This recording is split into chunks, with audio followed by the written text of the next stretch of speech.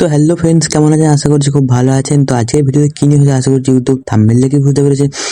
আজকের ভিডিও হতে চলেছে আমরা সকলে মোবাইল ইউজ করি, মোবাইলে কারোর সাথে মেসেজ করি, টাইপিং করার সময় আমরা কিন্তু আমাদের যে 1 মিনিট দাঁড়াও, আমরা কিন্তু আমরা টাইপিং করার সময় দেখবে আমাদের যেটা এখানে দেখতে পাচ্ছ আমরা টিপবোর সময় কিন্তু এখানে আমরা টাইপিং করছি, কোনো রকম কোনো সাউন্ড হচ্ছে না।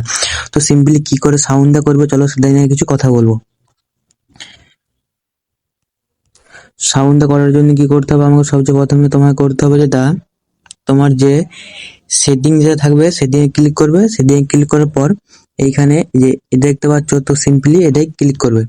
এটাই ক্লিক করার পর এখানে তো অনেক অপশন আছে, তো তোমাদেরকে দেখাবো কোনটা করলে সাউন্ড হবে। সিম্পলি এটা তুলবে, স্কিপ করবে। স্কিপ করার পর এখানে দেখতে পাচ্ছ এখানে একটা সাউন্ড বলে অপশন আছে, তো সিম্পলি কি করবে, এটাই ক্লিক করে দেবে। এটাই ক্লিক করে এ দেখতে পাচ্ছ ব্যাক, তো সিম্পলি ব্যাক করে আসবে। দেখতে পাচ্ছ এখানে দেখবে আমি টাইপিং করবো, সাউন্ড আসবে।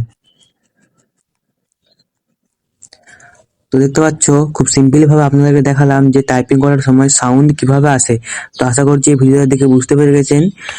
তো লাভ ইউ বন্ধুরা, টাটা, বাই বাই, আবার দেখা হচ্ছে নেক্সট ভিডিওতে।